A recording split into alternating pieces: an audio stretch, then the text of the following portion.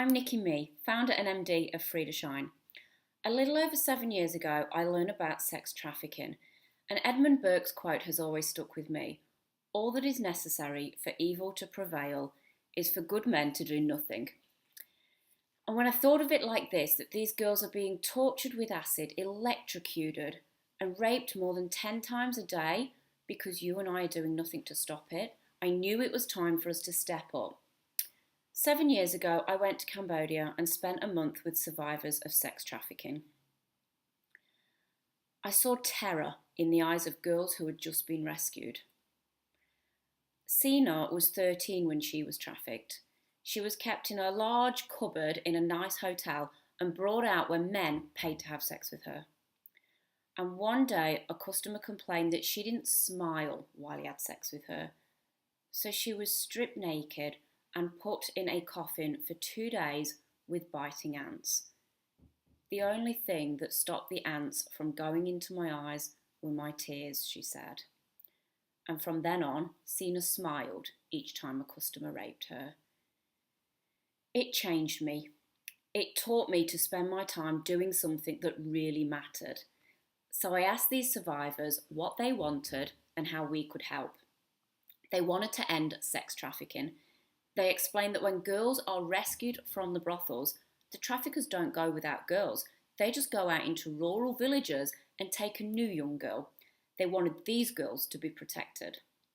Not one of the girls I met had been in school when she was trafficked, and they believed that if they were in school, then they wouldn't have been trafficked.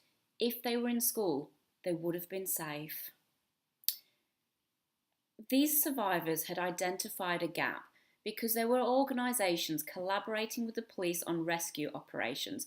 There were aftercare centres. There were legal teams working within the justice system to bring about prosecutions.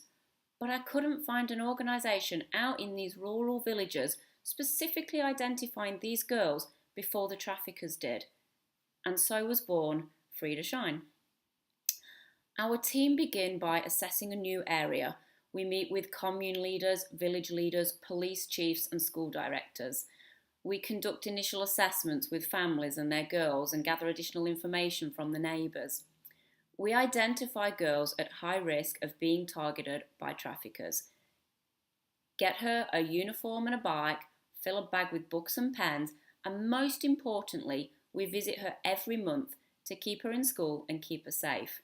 So we equip with an education to prevent sex trafficking. We help our families problem solve.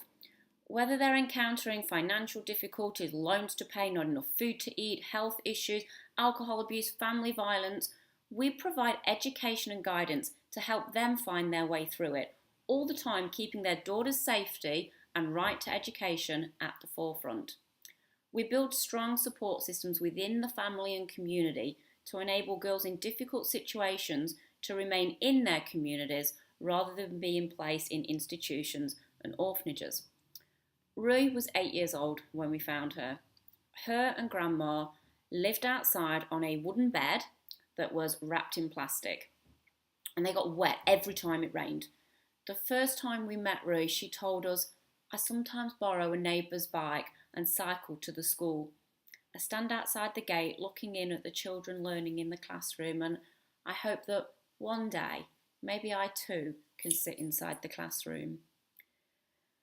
We enrolled Rui in school. We got her some uniforms and shoes, a bicycle and a bag full of books and pens, and most importantly, we visit her every month to ensure that she stays safe. And we built Rui and Grandma a small house of their own. Rui loves school and is thriving. When we met her, she had a 10-year-old sister who had also never been to school, but who had been sent to Thailand to work. We worried about her, and we always hoped that we'd be able to get her back and into school too.